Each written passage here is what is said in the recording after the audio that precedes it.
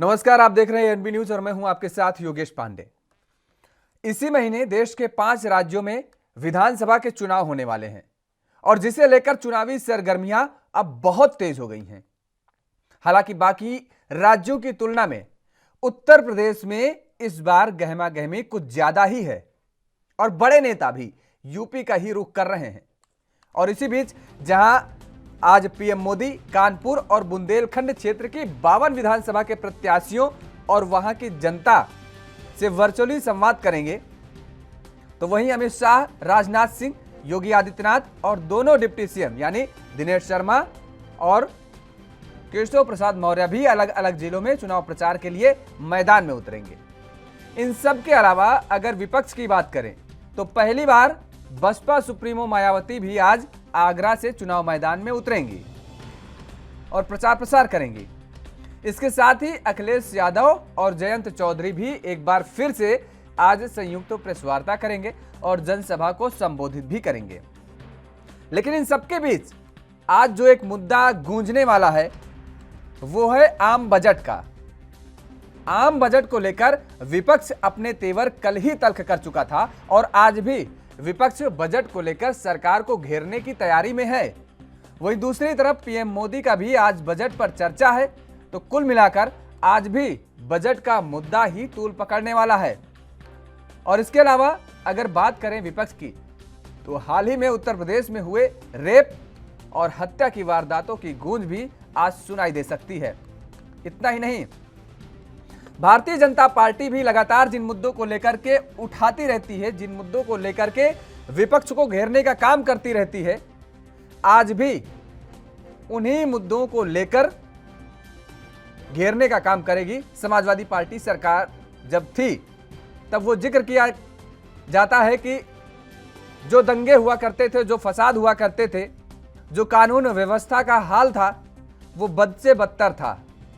Bharatiya Janata party अपने हर चुनावी rally में इन बातों का जिक्र करती है। भारतीय जनता पार्टी का कोई भी नेता हो, पूर्ववर्ती की सरकार की कानून व्यवस्था को कहीं ना कहीं कटघरे में खड़ा करती नजर आती है। और आज भी यह माना जा रहा है कि एक बार फिर से ये जितने बड़े दिग्गज नेता हैं, जो भी दिग्गज नेता आज रैली को संबोधित करेंगे, उस रैली के संबोधन के दौरान कहीं ना कहीं एक बार फिर से पूर्ववर्ती सरकार के कानून व्यवस्था को कटघरे में खड़ा करने का काम किया जाएगा। और ये कहा जाएगा कि अगर उत्तर प्रदेश में राम राज्य चाहते हो, उत्तर प्रदेश में कानून व्यवस्था सुदृढ़ चाहते हो, तो एक बार फिर से भारतीय जनता पार्टी की सरकार लाने का काम करें आप लोग। ये भारतीय जनता पार्टी के नेताओं के द्वारा कहा जाएगा, क्योंकि ये कॉमन शब्द हो चुके हैं। हर जनसभाओं में इन शब्दों का प्रयोग किया जाता है। लेकिन विपक्ष भी लगातार पलटवार करता हुआ नजर आता है। विपक्ष भी लगातार बेरोजगारी के मुद्दे को उठाता है और जो वर्तमान हालात हैं उनको लेकर के कहीं ना कहीं भारतीय जनता पार्टी की सरकार में जो हुआ उसको लेकर घेरने का काम करते हैं विपक्ष। और आज एक और बड़ा मुद्दा मिल गया है विपक्ष को, वो है बजट। बजट को लेकर के आज विपक्ष भारतीय जनता पार्टी की सरकार को घेरने का काम करेगी।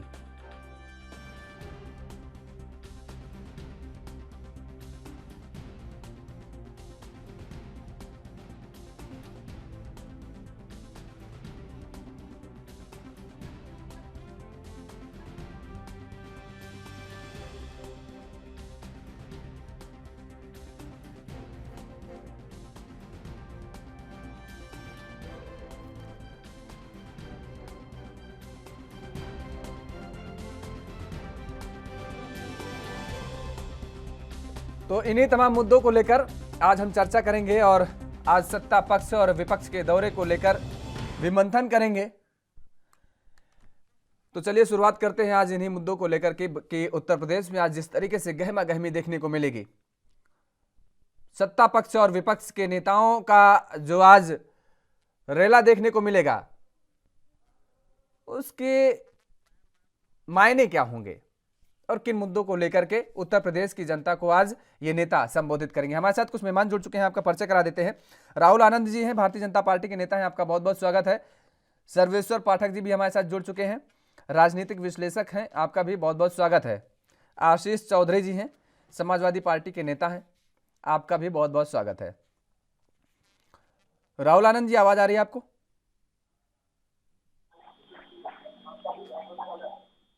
आवाज आ रही है आपकी? जी राहुल जी, आज जिस तरीके से प्रधानमंत्री नरेंद्र मोदी से लेकर के तमाम बड़े नेता, उत्तर प्रदेश के मुख्यमंत्री, उत्तर प्रदेश के दोनों डिप्टी सीएम और अन्य नेता भी अलग अलग जगह पर आज चुनाव प्रचार प्रसार में मैदान में उतर रहे हैं, किन किन मुद्दों को लेकर के? क्योंकि अब की जिस तरीके से आप लगातार जो चुनावी रैलियों को संबोधन करने का सिलसिला जारी है आपके नेताओं का, उसमें लोगों के मुद्दे नजर नहीं आ रहे हैं। केवल एक ही बात पर सबसे ज्यादा जोर दिया जा रहा है, वो है दंगा फसाद, कि एक बार फिर से बीजेपी की सरकार आए तो ये सब नहीं होगा, और अगर समाजवादी पार्टी की सरकार आती है, क्योंकि सबसे ज्यादा आप सपा को लेकर के ही धार देते नजर आ रहे हैं, तो क्या आज भी जमीनी मुद्दों को या लोगों की जो समस्याएं हैं उनको लेकर के बात नहीं होगी, केवल आज फिर वही बात होगी जो पुरानी होती रही है? देखिए, सबसे अहम बात यह है कि उत्तर प्रदेश की जो व्यवस्था थी, जो 2017 के पहले की जो व्यवस्था थी, उसमें और अब में काफी परिवर्तन हो चुका है। जो उत्तर प्रदेश को जो उन्नत प्रदेश का जो दर्जा दिया गया है, इसको बरकरार रखने के लिए भारतीय जनता पार्टी आवश्यक है। और जहां तक दंगा की बात की जा रही है, तो मैं आपको बता दूं कि उत्तर प्रदेश के अंदर अपनी इच्छा के अनुसार अपने वोट बैंक को बढ़ावा देने के लिए लोग दंगा करवाते थे, और जिसकी वजह से दंगाइयों पे कोई आरोप भी लगता था तो उनके ऊपर कोई कार्रवाई नहीं हो पाती थी, क्योंकि उनको डर होता था कि एक विशेष वर्ग हमसे रूठ जाएगा और हमारा वोट बैंक चला जाएगा। और भारतीय जनता पार्टी का जहां तक सवाल उठता है, हम जब से सत्ते पे आए थे तब से लगातार हमने कानून के राज को कायम करने का प्रयास किया, और हमने किया भी। और जहां तक विकास की बात है, और आज जो उत्तर प्रदेश के अंदर जो कुछ भी नजर आ रहा है, जो कुछ भी दिख रहा है, चाहे वो सड़क मार्ग को लेकर हो, महिला सुरक्षा को लेकर हो, बिजली को लेकर हो, किसानों को लेकर हो, या स्वास्थ्य को लेकर हो। स्वास्थ्य को लेकर मैं कोई टिप्पणी करना उचित नहीं समझूंगा, क्योंकि WHO ने भी इसको सराहा था। ये बहुत बड़ा हर्षो उल्लास है हमारे लिए। और जहां तक जो बिजली की बात है, पहले के लोग बिजली देने का बात करते थे, अब तो फ्री की भी बात करते हैं, लेकिन वो फ्री बिजली देंगे कब, जब उनके राज में रहता ही नहीं था। और हमने सबको पहुंचाया है। और गांवों की जो स्थिति है, खास करके एक भारत जो बसता है, भारत की आत्मा गांव के अंदर विराजमान है, तो गांवों को स्वच्छ और दुरुस्त करने का काम भी भारतीय जनता पार्टी। देखिए, जो मैं टिप्पणी कर रहा था समाजवादी पार्टी पे, तो समाजवादी पार्टी ने अभी, अगर आप बात करें उनके टिकट वितरण की प्रणाली के ऊपर, तो आप देखिए कि सबसे ज्यादा आपराधिक छवि वाले को ही इन्होंने टिकट दिया। क्या आपको लगता है कि ये कानून का राज कायम हो पाएगा? जो खुद कानून के भक्षक हैं, वो कानून का रक्षक कैसे हो सकते हैं? सबसे पहला प्रश्न सवाल तो ये उठता है। और जो विकास की जो लहर की हम बात करते हैं, तो उत्तर प्रदेश ने देखा है, क्योंकि उत्तर प्रदेश ने पहले भी इस प्रकार का स्वप्न नहीं देखा था कि इस प्रकार का स्वर्णिम काल आएगा, जो काल भारतीय जनता पार्टी के सरकार दिया। और उत्तर प्रदेश आज उन्नत प्रदेश बनाने की जो बात करते हैं, जो चर्चा करते हैं, जो जन जन की भावनाओं से जुड़ा हुआ है, इसके ऊपर हमें गर्व की सुखद अनुभूति प्राप्त होती है कि हमने किया और लोगों ने देखा। ठीक है आशीष चौधरी जी, फिर वही सवाल आ गया आपके ऊपर सबसे बड़ा कि जिस तरीके से आप अपराधी माफियाओं को टिकट देते हैं, ये दरअसल बहुत पुराना सवाल है, क्योंकि हर नेता अब यही सवाल उठा रहा है आप पर। लेकिन आपके भी नेता आज एक बार फिर से संयुक्त प्रेस कॉन्फ्रेंस करने जा रहे हैं, क्या कुछ लगता है, क्या मुद्दे होंगे जिन मुद्दों को लेकर के प्रेस कॉन्फ्रेंस की जाएगी?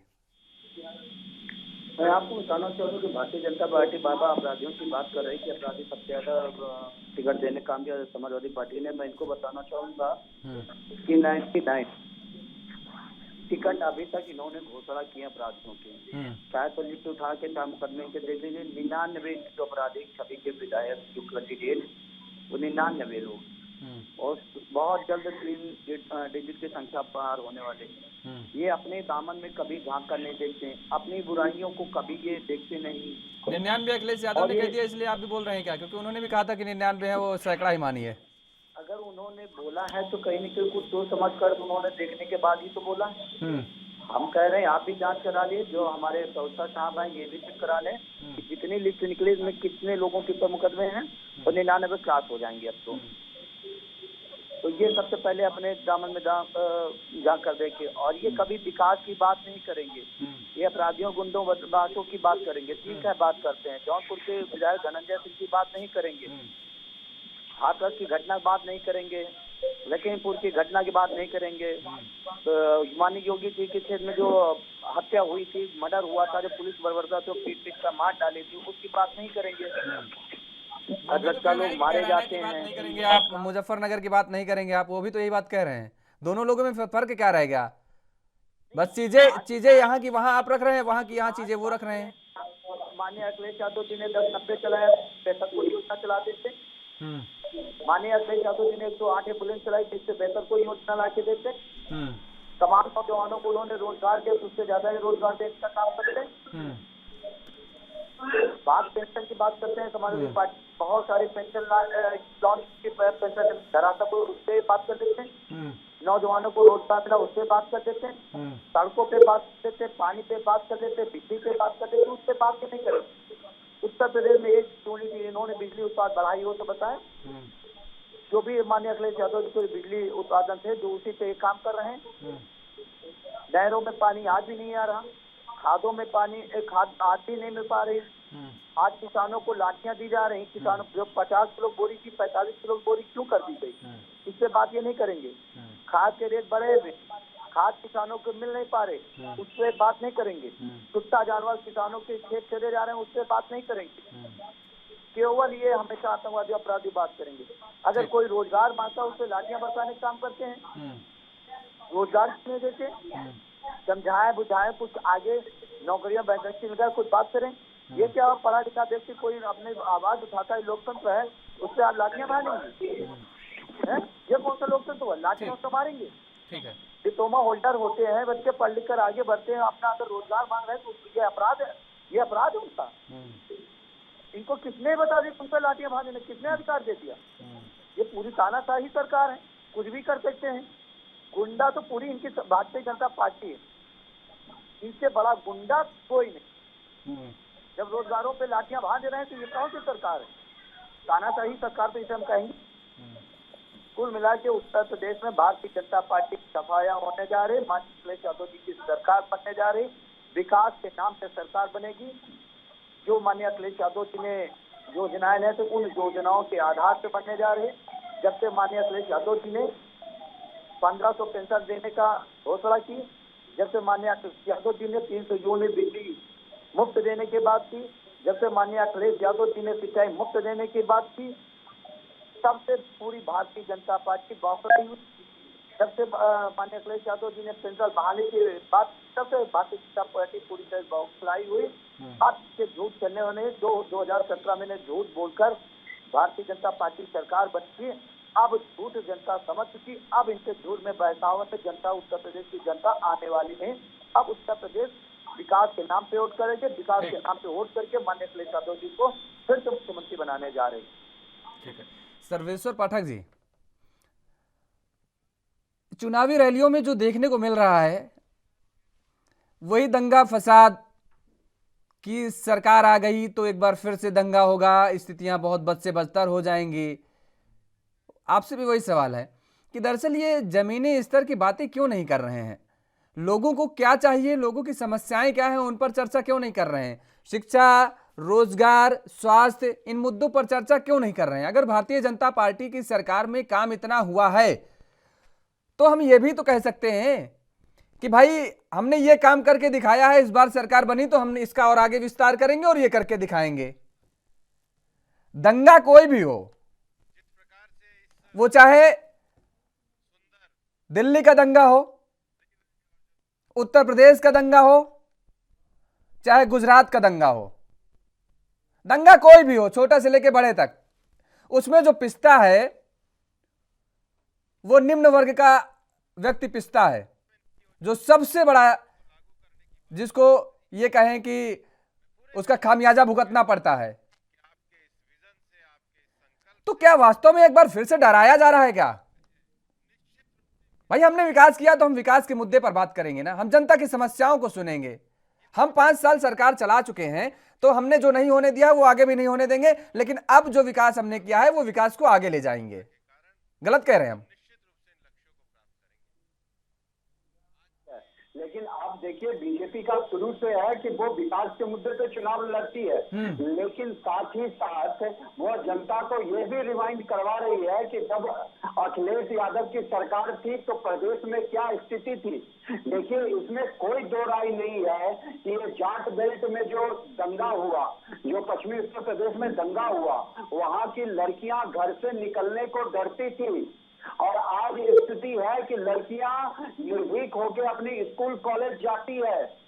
तो इस बात को अगर देश की जनता के सामने, प्रदेश की जनता के सामने अगर बार बार सरकार रख रही है तो मेरे को नहीं लगता कि इसमें कोई मतलब परेशानी है। दूसरी बात कि हाँ उन्होंने विकास किया है और हमने सबने देखा था कि प्रधानमंत्री चुनाव की घोषणा होने से पहले जगह जगह जाके नए नए शिलान्यास किए और पुराने चीजों को भी बताया गया और जो विकास के काम किए गए यूपी में, या रोड बनाने का कार्य हो या नए मेडिकल कॉलेज बनाए गए या फिर जो शिक्षण संस्थानों को बनाया गया, या नोएडा जैसे जगह में आप देख लीजिए सैमसंग की मोबाइल बनाने की सबसे बड़ी फैक्ट्री लगी हुई है और वो भारत वर्ष में भी खपत होता है, साथ ही साथ विदेशों में भी सप्लाई करती है। तो यह क्या विकास का काम नहीं हुआ है बीजेपी की सरकार में? चीजों को गंभीरता से लेना होगा और लोगों को ये सोचने पे, बताने पे मजबूर होना पड़ता है कि अगर ये, क्योंकि जो दूसरे नेता आते हैं वो फ्रीबी, अगर आप देखिए अखिलेश यादव जी का और जो माननीय आशीष जी ने भी क्या बोला कि पुरानी पेंशन लागू कर देंगे। वो जो पुरानी पेंशन यूपी उत्तर प्रदेश में थी किसने हटाया था? अखिलेश यादव के पिताजी माननीय मुलायम सिंह यादव जी ने हटाया था। आखिर क्यों हटाया था? क्या हवाला दिया था? उन्होंने हवाला दिया था कि हमारे पास पैसे नहीं है। अरे तो ये लगा देते भाई, वही तो सवाल है। अगर समाजवादी पार्टी की सरकार ने हटाया तो भारतीय जनता पार्टी क्यों नहीं उसको लागू कर पाई? भारतीय जनता पार्टी की सरकार आई, उन्होंने कोई झूठी ये तो सांत्वना नहीं दी थी ना। हमारी झूठा वादा किया जनता को कि हम पुराना पेंशन दे देंगे। उनको जो करना था, जैसे किसान सम्मान निधि में किसानों के अकाउंट में पैसा दे रहे हैं, महिलाओं के लिए जो आंगनबाड़ी से लेके जो कोऑपरेटिव सेल्फ हेल्प ग्रुप बनाया गया, महिलाओं के लिए जो बैंक मित्र महिलाओं के लिए सुविधा स्टार्ट की गई है यूपी के गांव की महिलाओं के लिए, वो क्या महिलाओं के लिए सुविधा नहीं है?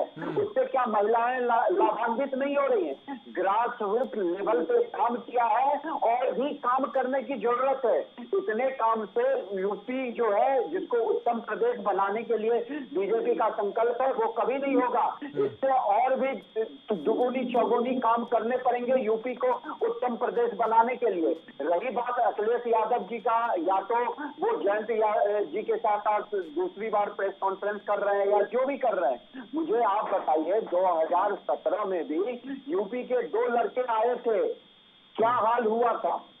जयंत चौधरी जी का विरोध अंदर आने से शुरू हो चुका है। अब जाट बेल्ट में जाटों को टिकट नहीं देके उस जगह पे दूसरे धर्म के लोगों को टिकट दोगे तो ही अंदर विरोधाभास उत्पन्न होता है। ठीक है, आपने बात कही। एक सेकंड, यहीं पे एक सवाल हम आ गया है। आपने कहा कि अखिलेश यादव का विरोध शुरू हो गया है, आपने कहा ठीक है, मान लिया एक सेकंड के लिए। तो बसपा, आप ये भी कह रहे हैं कि जिस तरीके से जो अपराध का बढ़ा था वो सपा सरकार में बढ़ा है, बीजेपी सरकार में कम हुआ है, जबकि अगर जो आंकड़ों का जिक्र करें तो बीजेपी सरकार में ज्यादा है। एक सेकंड के लिए मान लिया कि इसमें आंकड़े आप एनसीआरबी के आंकड़े उठा के देख लीजिए, अगर रेप की घटना है तो उसमें कमी आई है, उसमें बढ़ोतरी नहीं हुई है। 2-4 रेप की घटना छोड़ दो, वो जो मुख्य मुद्दा है जो हर बार होता है, हाथरस हो गया, उन्नाव हो गया, चिन्मयानंद है या वो सेंगर है, वो सब जेल के अंदर है। कोई भी एक अपराधी जेल से बाहर नहीं हुआ। ये गोरखपुर में हत्याकांड हुई, जिस पुलिस वाले ने भी ये काम किया वो भी जेल के अंदर है, सस्पेंड है।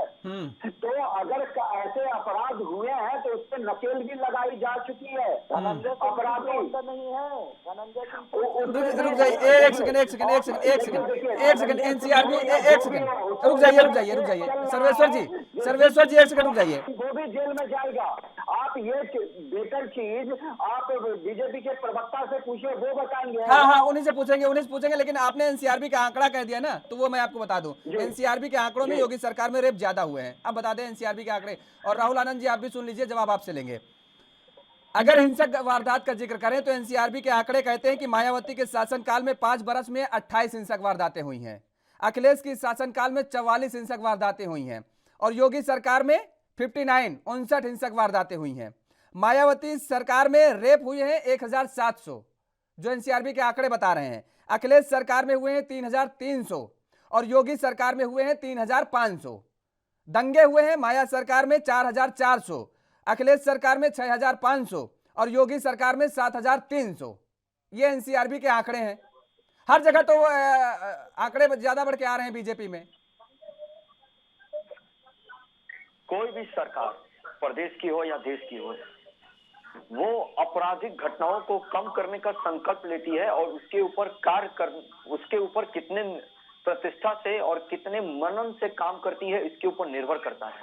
अगर आप बात करें पूरे स्टेट की, हम बात कर लेते हैं देश के अंदर की पूरे स्टेट की, लेकिन वो जनसंख्या के आधार पे अगर आप निकालेंगे तो निश्चय ही वो आंकड़ा कम होगा। अब जनसंख्या पे मत जाइए, रुक जाइए एक सेकंड, वही जनसंख्या, उसी जनसंख्या के आधार। राहुल आनंद जी रुक जाइए भाई, कहते हैं कि इस पे मत बोलिए, आप कहते हैं उस पे मत। अरे रुक जाइए ना, अरे सुनिए भाई, अरे जवाब तो ले लीजिए। आप इधर उधर भटकाइए मत ना। वही जनसंख्या थी अखिलेश यादव की सरकार में, वही जनसंख्या थी मायावती की सरकार में। नहीं, आप सुनते नहीं है, यही आपकी परेशानी है। आप सुनिए, आपने सवाल किया तो मुझे बोलने तक आप सुनिए। आप निष्पक्ष पत्रकारिता करते हैं, आप किसी एक पार्टी के लिए नहीं बोलते हैं। आपको ध्यान में देना होगा, जब आप हमें बैठाते हैं तो हमें आप सुनिए, फिर आप प्रश्न कीजिए, फिर हम उत्तर देंगे। अब आपको मैं बताता हूं कि घटना का अंजाम क्या हुआ। जो घटना घटी, क्या उसके ऊपर सरकार ने एक्शन नहीं लिया?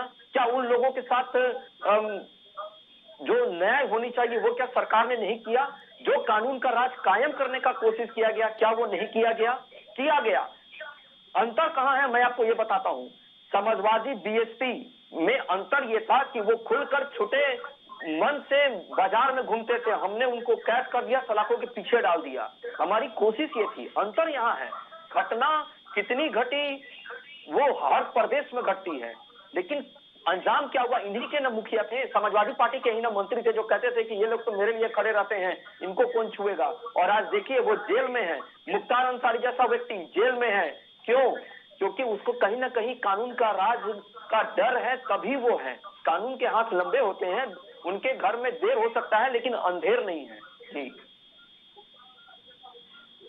साहब, आप गजब की बात करते हैं, हमें कुछ समझ नहीं आता है आपका तर्क।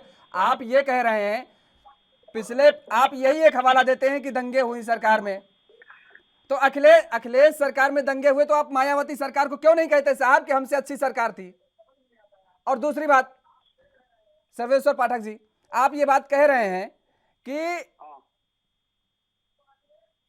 जो आंकड़े थे वो इसलिए अब ज्यादा बढ़ के आ रहे हैं क्योंकि अब आबादी 5 साल में बढ़ गई है। अरे कितनी आबादी बढ़ गई भाई? वही उत्तर प्रदेश था। अगर एक सेकंड सुन लीजिए, पूरी बात सुन लीजिए। वही आबादी थी। आज 2000 मायावती के शासनकाल की आबादी निकाले, मायावती का शासन कब था जरा बताइए? 12 से पहले था ना? अरे बात सुन लीजिए भाई, आज का दिन 10 साल हो गए। एक डिकेड में क्या उत्तर प्रदेश की आबादी नहीं बढ़ेगी? एक धर्म। अरे तो एक सेकंड सुन लीजिए भाई, बात सुन लीजिए। आप पहले बात तो सुन लीजिए, मैं जो बात रख रहा हूँ उसको सुन तो लीजिए महाराज। हम ये कह रहे हैं कि आप देखिए, दो मापदंड नहीं होंगे, दो मापदंड नहीं होंगे, एक मापदंड पर चलना पड़ेगा। मापदंड दो नहीं रखने देंगे हम। अगर आप ये कह रहे हैं, एक सुन लीजिए प्रभु, ये नहीं कहा कि बीजेपी के शासनकाल में खत्म हो गया, उस पर अंकुश लगा है और कमी आई है, मेरा ये कहना है। मैं ये कभी नहीं कह रहा कि बीजेपी के शासनकाल में अपराध खत्म हो गया। अपराध हुए हैं, लेकिन उस पर अंकुश लगे हैं। आशीष चौधरी जी, वो वही आजम खान है जो जिसने मीडिया से बाइट लेते हुए कहा था कि अरे इस कलेक्टरों को मैं अपना चप्पल उठवाऊंगा। हाँ बिल्कुल हम निंदा करते हैं, बिल्कुल गलत कहा था और जो उसका मुझे लगता है कि उसी समय सजा दे देनी चाहिए थी, उसका खामियाजा उसी समय भुगतना पड़ना चाहिए, सरकार किसी की भी हो। मंत्री है तो इसका मतलब वो आईएएस अधिकारी को गाली देगा क्या? प्रशासनिक अधिकारी को निर्देश दिया था कि तुम लोग कुछ नहीं करोगे। ये वही आजम खान है। आखिर दंगा हो रहा है तो प्रशासनिक अधिकारी को आप कंट्रोल कर लोगे और एक धर्म विशेष को मरवाने की कोशिश करोगे। आप ये बताओ, तो ये क्या योगी राज में हुआ है? मुझे बता दो, योगी राज में एक भी दंगा हुआ है? दंगा सबसे बड़ा अपराध होता है किसी भी राज्य के लिए, कहीं भी हो और किसी भी कारण से हो। अरे महाराज, तो दंगा तो इस तरह हम मानते हैं, हम ये थोड़े ना कह रहे दंगा जायज होता है, हम तो कह रहे हैं कलंक है उत्तर प्रदेश के माथे पर। सुन लीजिए भाई, उत्तर प्रदेश के माथे पर वो घटना कलंक है। मैं तो कह रहा हूँ क्या? अरे दंगे हम कह रहे हैं सरकार में होना कोई अच्छी बात थोड़े ना है, कलंक हम बता रहे हैं। और बताइए इससे अच्छा, इससे और भी कोई बुरा शब्द हो सकता है क्या? गुजरात में जो दंगा हुआ क्या वो क्या सही था क्या? उसको भी मैं गलत मानता हूँ। और उससे पहले की दंगा की तो बात कर लीजिए, जब सारे दंगों की बात होती है, जब देश आजाद हुआ था 85, 87, 90, 92, 85, 87, 90। अरे सुन लीजिए भाई, दंगे आपका दंगों के दिल्ली का भी रिसेंटली दंगा है। अरे मैं कह तो रहा हूँ, मैं हर दंगे का जिक्र कर रहा हूँ, चाहे वो दिल्ली का दंगा हो, चाहे गुजरात का 85, 87, 90, 92 का दंगा हो, ठीक है, और चाहे उत्तर प्रदेश का दंगा हो, मैं सबको कलंक मान रहा हूँ। सब कुछ को क्योंकि इसमें पिस्ता आम नागरिक है, इसमें पिस्ता निम्न वर्ग का आदमी है। ये अधिकारी तो 6 गाड़ियां और सीआईएसएफ, पुलिस, आरपीएफ, कौन कौन सी बटालियन इनके साथ रहती है, पीएसी, ये तो सब आते हैं, सुरक्षा में आते हैं और दौरा करके चले जाते हैं। खाने के लाले तो वहां के लोगों के पड़ जाते हैं ना। वहां के बच्चों के, जो उनके बच्चे होते हैं, उनके तो कॉलेज स्कूल बंद हो जाते हैं जाना।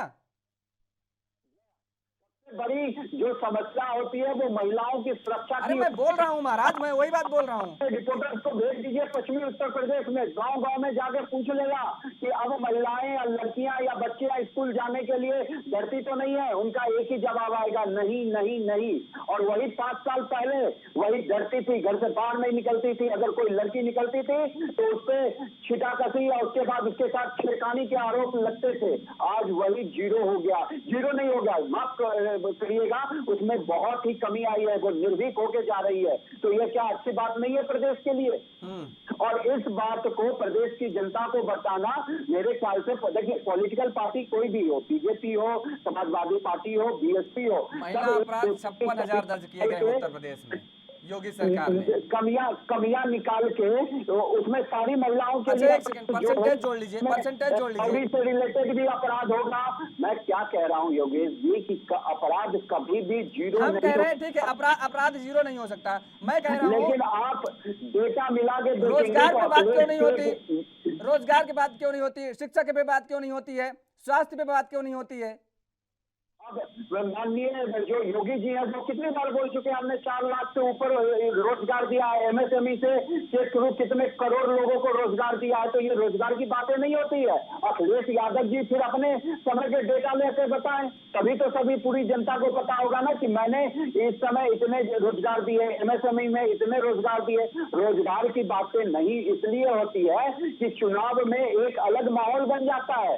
कोई पार्टी किसी धर्म विशेष को टिकट देके जो दंगे में शामिल है, मैं नहीं कहता कि बीजेपी ने जो टेंटेड लोग हैं उनको टिकट नहीं दिए, वो भी टेंटेड टिकट दिए हैं, जिनमें कि चुनाव आयोग का सख्त निर्देश था कि इस बार कमी की जाए, या आप उसके बारे में बताएं कि आप ऐसा क्यों कर रहे हैं। आगे 4 लाख बीजेपी भी मुझे नहीं नहीं पता है कि विभाग, अगर मुझे तो लगता है अगर 4 लाख नौकरी दी गई है तो उनको विभाग वाइज उसमें होर्डिंग में वो भी लगानी चाहिए कि इस विभाग में इतनी नौकरी दी है और इस विभाग में इतनी नौकरी दी है। आज तक कोई रिकॉर्ड नहीं है कि इस विभाग में कितनी, केवल एक आंकड़ा बता दिया गया 4 लाख नौकरी दी गई है। किस विभाग में कितनी नौकरी दी गई है, ना तो कोई प्रश्न वार्ता की गई और ना ही किसी होर्डिंग में, ना तो कहीं भी प्रिंटिंग में कहीं कोई नहीं है।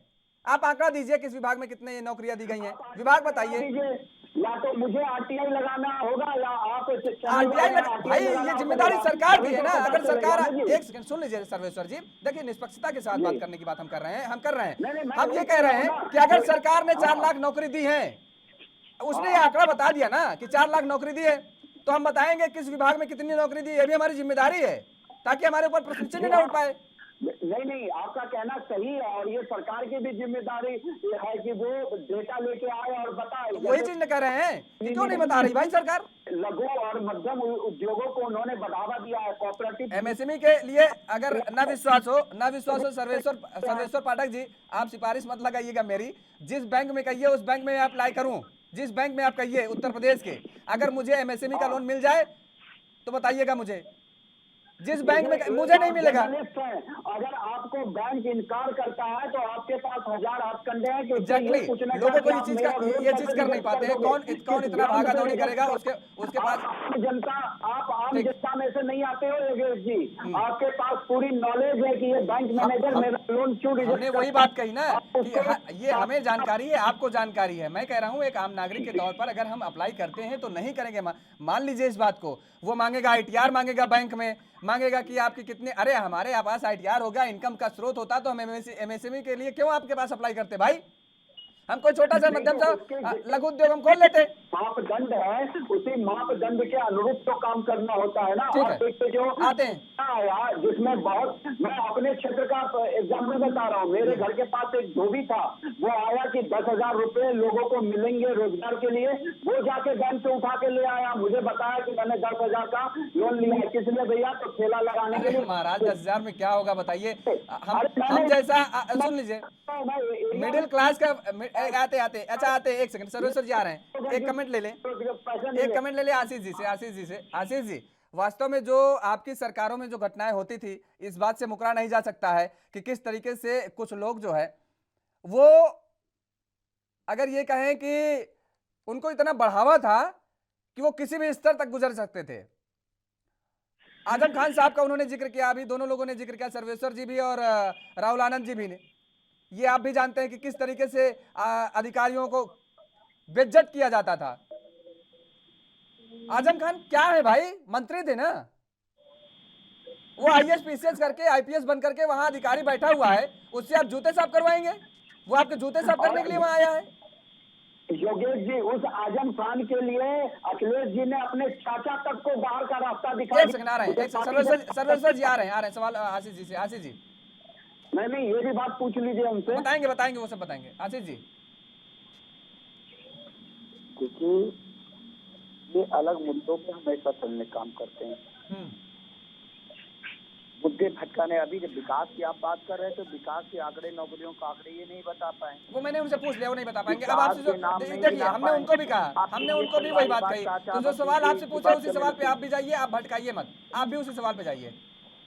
नहीं तो ये चाचा भतीजे पे फिर चले जा रहे हैं। उनका पारिवारिक है, हर परिवार में कहीं न कहीं थोड़ा बहुत मनमुटाव हुआ करता है। हमारे घर में भी, आपके घर में जो भाई साहब बोले इनके भी होता है। ये पारिवारिक मामला वो समझे, हमें इन चीजों में नहीं पड़ना चाहिए। कोई भारतीय जनता पार्टी वालों की आदत है दूसरे के काम में पटे में टाँग, दूसरे के घर में जोर झांकेंगे, अपने घर में नहीं झांकेंगे, दूसरे घर में जाते। अभी स्वाति सिंह जो मंत्री थी, जो बेटी बचाओ का नारा देते हैं, सबका साथ सबके विकास की बात करते हैं, उनके रिकॉर्डिंग वायरल होती, वो अपनी पति से इतना डरी हुई कि पूछो मत। ऐसी कौन सी पार्टी होगी, कौन सा आवेदन करता हो जो मियाँ बीबी दोनों टिकट मांग रहे हैं इसी पार्टी से, उससे क्यों बात नहीं करते? वो भी इनकी मंत्री थी, उनके हस्बैंड भी टिकट मांग रहे हैं, स्वाति सिंह भी टिकट मांग रही हैं। अपने हस्बैंड जो मंत्री होके वो डर लग रहा है, तो आम व्यक्ति कैसे सुरक्षित हो सकती? इससे कोई सफाई दिया, माननीय योगी जी ने सफाई दी हो या इनकी कैबिनेट मिनिस्टर, सरकार है उनकी, वो निपट लेंगे। सरकार है, वो मंत्री रही है, वो इतनी कमजोर नहीं है, वो आशीष जी वो इतनी कमजोर नहीं है, वो मंत्री रही है, वो अपने पति से उनको कैसे। एक सेकंड सुन लीजिए भाई, उन्होंने अपने रिकॉर्डिंग आपने सुनी, हमने सुनी है, हमने बखूबी सुनी है। वो कोई एक फ्लैट था उसको लेकर के वो जिक्र कर रही थी, और किस तरीके से अवैध कब्जा, पुलिस उनका साथ दे रही थी, उनके हस्बैंड का। ठीक है, मैंने पूरी रिकॉर्डिंग सुनी है, उसकी बात मत करिए। वो मंत्री रही है, वो कोई ऐसा नहीं है कि किसी ग्रामीण क्षेत्र से आती है, पढ़ी लिखी नहीं है, वो पढ़ी लिखी है, स्कूल में। पढ़े लिखे व्यक्ति लोग भी कर रहे हैं अरे सरकार ठीक है, रुक जाइए भाई, वो इतनी पावरफुल है, वो निपट लेंगे उनसे। आपसे जो सवाल है, सवाल का जवाब दीजिए आप भी मत भटकाइए इधर उधर।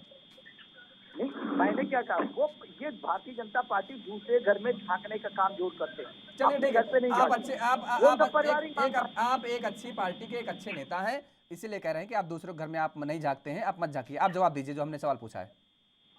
नहीं, आप कौन सा सवाल पूछा आपने? ये सवाल चर्चा वाली तो बात कोई नहीं है। मंत्री, कोई भी मंत्री हो आपकी सरकार में, वो किसी IAS IPS अधिकारी से जूता साफ करवाएगा, जूता पुछवाएगा, उसको पैर पे बिठा लाएगा? भाई आपकी आप जो कर रहे हैं ये पार्टी का अगर कोई मंत्री ऐसा बोलता है तो शर्मनाक की बात है। हाँ।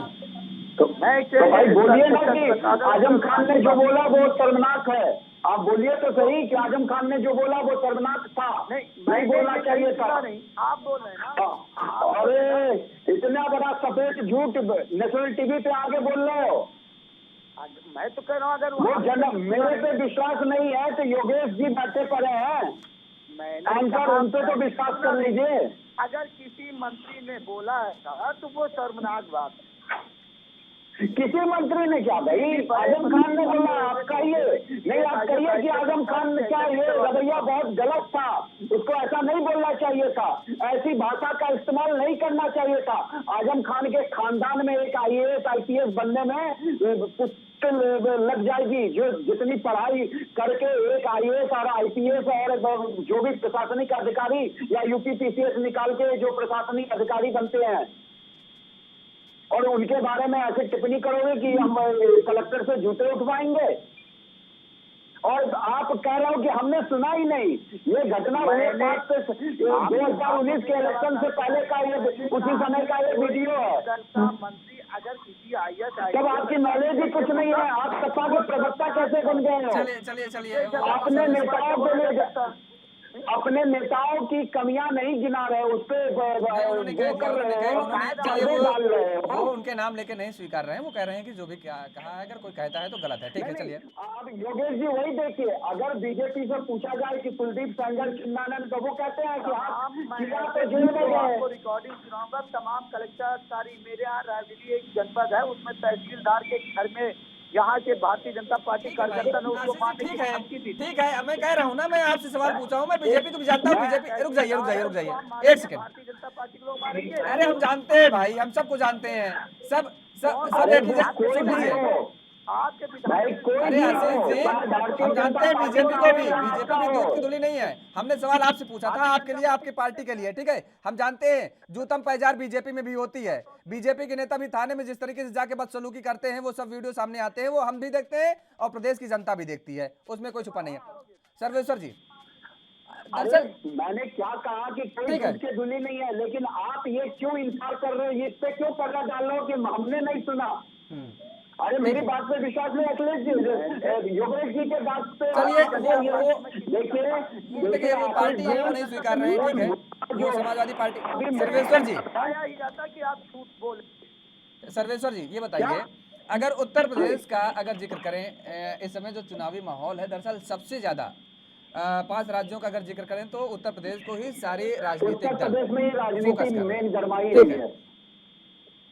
सारे दल पूरी ताकत लगा रहे हैं, मायावती निकल नहीं रही है। समाजवादी पार्टी और बीजेपी मेन फ्रंट पे अगर ये कहें तो सभी लोग ये जानते हैं कि आमने सामने अगर कोई लड़ाई है तो वो सपा और बीजेपी से है। बीएसपी निकल नहीं रही है चुनाव प्रचार में। आज हालांकि मायावती आगरा जा रही हैं, लेकिन जो पुराना रिकॉर्ड देखें कि बसपा की जब सरकार आई थी तो 30% वोट बसपा को मिले थे और सत्ता पे काबिज हुई थी। 7 में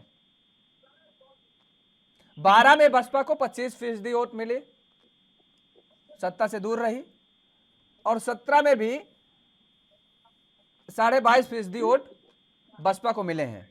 यानी अगर वोट बैंक का देखें जो प्रतिशत है वो बहुत ज्यादा मायावती का खिसका नहीं है, जबकि जबरदस्त लहर थी 17 में बीजेपी की। बावजूद इसके तो क्या ये माना जाए क्या कि वास्तव में सब लोग जो बीएसपी को नजरअंदाज कर रहे हैं वो सभी लोग हैं, सपा भी और बसपा भी देखिए, क्योंकि भाजपा भी, क्योंकि बीजेपी की कोई भी रैली में आप बीएसपी पे तंज नहीं कसते हुए देखेंगे किसी नेता को, और ना ही सपा के किसी नेता को बीएसपी पे तंज कसते नजर आएंगे। बीएसपी और सपा एक दूसरे पे कसती नजर आती है। तो क्या साइलेंट मोड पर बीएसपी डोर टू डोर अपना काम कर रही है? जो उसका वोट बैंक है वो फिक्स है, क्योंकि 17 का जिक्र करें तो नो डाउट दलित वोट बैंक भी बीजेपी के साथ गया था, जी हाँ। और इस बार हालात बदले हैं। ऐसे में आप एक बात अभी कह रहे थे कि मुस्लिम वर्ग का जो लोग है वो भी पश्चिम यूपी में नाराज है, कुछ जाट भी नाराज नजर आ रहा है आरएलडी और सपा के गठबंधन के बाद से। तो अगर ऐसे ये जो नाराजगी है ये बीजेपी से भी नाराज है, देखिए मुस्लिम भी नाराज है और किसान वर्ग भी बीजेपी से नाराज है, और मुस्लिम के पास दो ऑप्शन है, मुस्लिम वोट बैंक के पास उसके मन में दो विचारधाराएं हैं। एक तो उसको उसके साथ जाना है जो बीजेपी को हरा पाए, दूसरा उसके साथ जाना है जो उस सीट पर जिताऊ कैंडिडेट हो। ये दो ऑप्शन बीजेपी के पास हैं, वो इन लोगों के पास है, मुस्लिम वोट बैंक के पास। अगर ऐसे में ये हालात बनते हैं, स्थिति जो बन रही है, जो हम देख रहे हैं अपने नजरिए से, ये बीएसपी में अगर डाइवर्ट हो जाता है, क्योंकि दोनों पार्टियों से नाराज है, और अगर ऐसे में ब्राह्मण वर्ग को भी ये माना जाता है कि बीजेपी से नाराज चल रहा है, साधने की सभी कोशिश जुगत कर रहे हैं, ठीक है, अगर हल्का सा भी वोट बैंक ब्राह्मण का भी खिसका बीएसपी की तरफ से, क्योंकि अयोध्या में जो प्रबुद्ध सम्मेलन हुआ था उसमें इस बार जय भीम का नारा नहीं लगा था, याद होगा, जय श्री राम का नारा लगा था, सतीश मिश्रा वहां पहुंचे थे।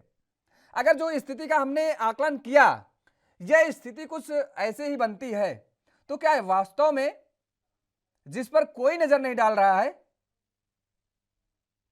वही आकर के सामने खड़ी हो जाएगी पार्टी? देखिए योगेश जी, आपका कहना सही है। अगर मायावती जी की बात किया जाए तो वो नहीं निकली है, उन्होंने या तो अरियात डाल दिया या अंदर खाने से अपने जो उनका वोट बैंक है ज्यादा खिसका नहीं, 20% अभी भी है। पिछला चुनाव अगर लोकसभा का देख ले तो बुआ और भतीजा दोनों मिलकर लड़े थे, उसमें फायदा किसको हुआ? मायावती ज्यादा सीट निकाल के ले गई तो, और अखिलेश यादव जी को मात्र 5 सीट मिले थे, आरएलडी कहीं थी नहीं। जयंत चौधरी जी 2 बार से लोकसभा के चुनाव हार चुके हैं। तो इसमें कोई दो राय नहीं है कि बीएसपी का जो वोट बैंक है, जो कोर वोट बैंक है उनका, उनके साथ अभी भी है। और जो बात आपने मुस्लिम की बात बताई कि उनके पास 2 ऑप्शन है, और मेरा मानना है कि 2 ऑप्शन पे वो कभी नहीं चलते, वो एक ही ऑप्शन पे चलते हैं कि बीजेपी को कैसे हराना और किस कैंडिडेट को वोट दो, और पूरा एक मुश्त वोट देते हैं। उनके नेता, अगर ध्रुवीकरण की बात आती है, बीजेपी पे आरोप लगता है कि वो हिंदू मुस्लिम की राजनीति करते हैं।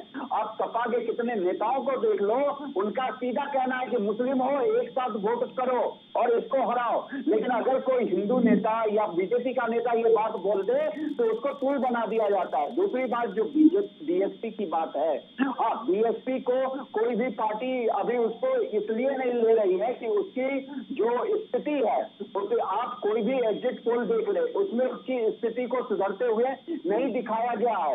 भले वो पुराने 2017 के जितने सीट मिले थे उसमें कुछ बढ़ोतरी कर ले, तो ये ऑप्शन दोनों पार्टियों के बीच है। बीएसपी कितनी बार मुलायम सिंह के साथ भी एक बार गवर्नमेंट बनाई थी, आपने देखा 2019 में बुआ भतीजा एक होके बीजेपी को हराने की कोशिश की थी, लेकिन उतनी कामयाब नहीं हो पाए।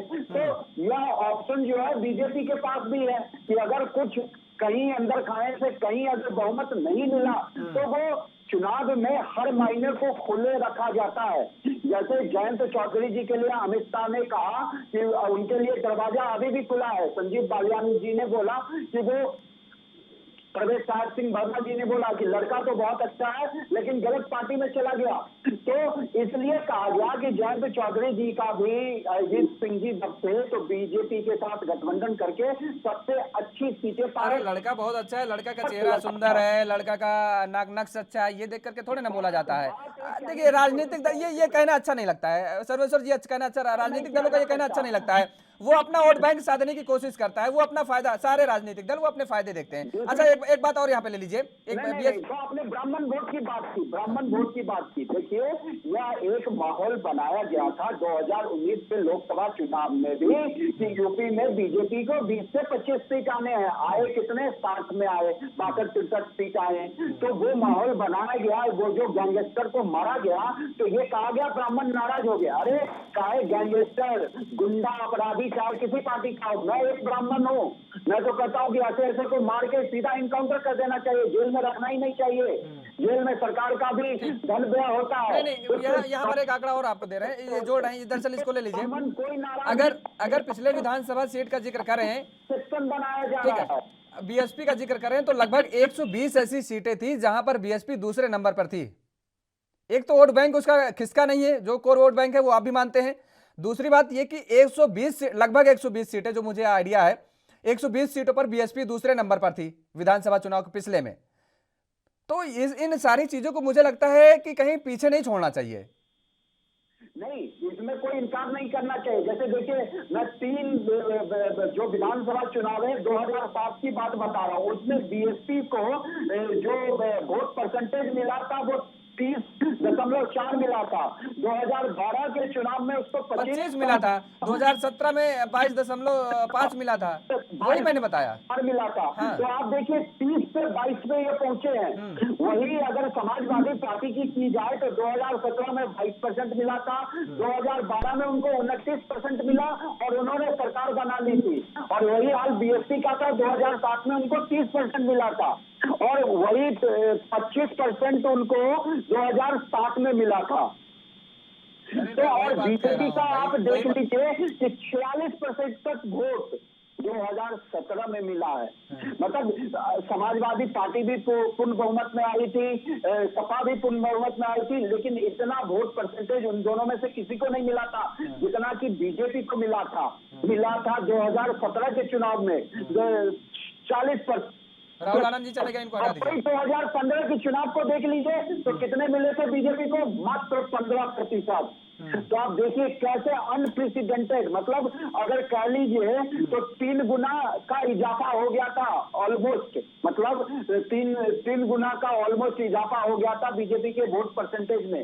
तो ये किसी भी पार्टी को, मतलब मैं भी इनकार नहीं कर सकता कि डार्क हॉर्स साबित हो सकती है मायावती जी। उनका जो वोट परसेंटेज है 30 से ज्यादा खिसका नहीं है और बीजेपी का तो वोट परसेंटेज मतलब बढ़ा ही है और बढ़ेगा ही बढ़ेगा, बढ़ ही रहा है। ये तो आने वाला वक्त बताएगा। 2017 के चुनाव में जो पार्टी विधानसभा के चुनाव में मात्र 15% वोट लेके आई, वो 2012 के चुनाव में 2017 में वो 40% वोट लेके आई और लैंडस्लाइड विक्ट्री की। और ये जो 312 सीटें 25 सीटें आई, ऐसी विक्ट्री कितनों को मिली थी? कांग्रेस के समय में मिली थी।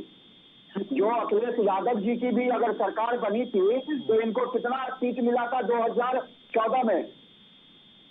इनको जो सीट मिले थे 2014 में 14 लोकसभा चुनाव थे, ये विधानसभा चुनाव है। लोकसभा का अलग माहौल होता है और 2017 का जिक्र कर रहे हैं ना, उस दौरान भी मोदी लहर थी। 2012 की बात कर रहा हूँ। लोकसभा चुनाव में अखिलेश यादव समाजवादी पार्टी को 224 सीटें मिले थे और वही 2007 में उनको 97 सीटें मिली थी और 2002 में जब थी तो 143 सीटें। और बीजेपी का देख लीजिए अगर आंकड़ा होता है 2002 में 88 सीटें, 2007 में 51 सीटें, उसके बाद 2012 में 47 सीटें और 2017 में आके 312 सीटें हो गई।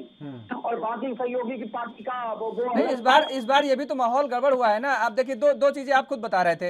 एक बोल रहे हैं किसान के कारण बोल रहे हैं, मैं मानता हूँ, लेकिन जो छोटा मध्यम वर्गीय किसान है योगेश जी, उसके खाते में जो 6,000 रुपया गया है उनको अरे साहब कहाँ आप किस दुनिया में जीते हैं पता नहीं, मुझे समझ में नहीं आता है। 6,000 तो उसके छठी क्लास के बच्चे की फीस होती है। छठी क्लास का बच्चा पढ़ता है, 6,000 रुपए तो उसकी पर मंथ की फीस होती है, वो कहाँ से दे पाएगा? अरे पर मंथ की फीस होती है, ये 6,000 आज तक किसी ने दिया था? ठीक है भाई, अगर फीस मिला तो उसको वो बीजेपी के साथ रहेगा कि नहीं रहेगा? तो इतना ये आंदोलन क्यों हुआ? चलिए ठीक है सर्वेश्वर जी, समय के अभाव के चलते यहाँ पर आप सभी को रोकेंगे। ठीक है आ गई आपकी बात। तीनों मेहमानों का हमारे साथ जुड़ने के लिए बहुत बहुत शुक्रिया। तो जिस तरीके से सारे राजनीतिक दल उत्तर प्रदेश में अपनी अपनी पूरी ताकत झोंकने में लगे हुए हैं और बहुजन समाज पार्टी को अगर नजरअंदाज कर रहे हैं, जिस तरीके से दल नजरअंदाज किया जा रहा है चुनाव प्रचार में, क्योंकि वो उतर नहीं रही है। आज हालांकि मायावती आगरा पहुंच रही है, लेकिन जो सियासी समीकरण मेरे अनुसार जो मैंने बताया आपको कि उसका कोर वोट बैंक जो खिसता नजर नहीं आ रहा है वो अभी भी है। और अगर हालात ऐसे बने कि मुस्लिम वर्ग का व्यक्ति और जिस तरीके से जाट समुदाय के लोग ये बीएसपी की तरफ डाइवर्ट होते हैं तो कहीं ना कहीं बीएसपी को एक बड़ा फायदा भी आने वाले वक्त में हो सकता है।